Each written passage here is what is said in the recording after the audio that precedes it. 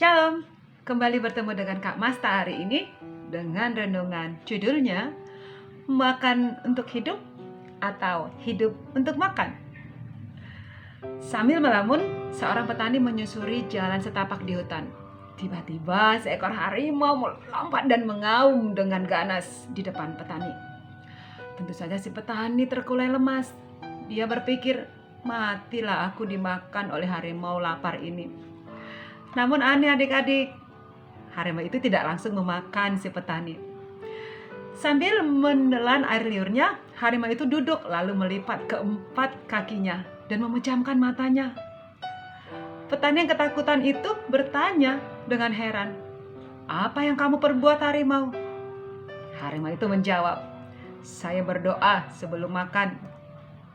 Adik-adik, kalau seekor harimau saja berdoa sebelum makan, apalagi kita.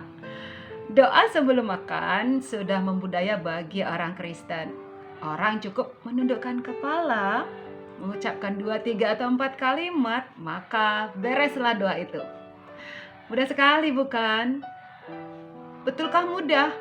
Sebenarnya tidak. Bahkan doa makan adalah yang paling sulit karena berisi pengakuan bahwa makanan adalah pemberian Tuhan yang patut kita syukuri, mengandung banyak arti dan konsekuensi. Pertama, pengakuan itu berarti bahwa kita sadar apa tujuan dari makan. Makan bukan bertujuan untuk sekenyang-kenyangnya. Tuhan memungkinkan kita makan demi kesehatan. Tetapi banyak orang justru karena makan tidak sehat, yaitu menjadi terlalu gemuk, darah tinggi, diabetes, obesitas. Berdoa sebelum makan berarti tahu diri untuk makan sewajarnya.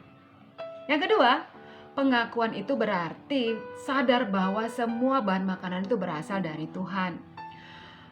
Nasi, sayur, ikan yang ada dalam piring kita memiliki riwayat yang panjang dari ditanam, dituai, diolah, dan diproses oleh banyak tangan. Sehebat apapun teknologi, manusia tidak bisa menghasilkan satu helai daun singkong pun. Berdoa sebelum makan berarti menghargai makanan dan tidak menyia-nyiakan sehingga tidak ada yang bersisa. Dan yang ketiga, pengakuan itu berarti keprihatinan bahwa semua orang perlu makan. Tuhan menumbuhkan makanan untuk semua orang. Namun dalam hal ini terjadi kepincangan adik-adik. Ada orang yang sakit perut karena kebanyakan makan, sedangkan yang lain karena terlalu sedikit makan, bahkan sakit perut karena tidak makan.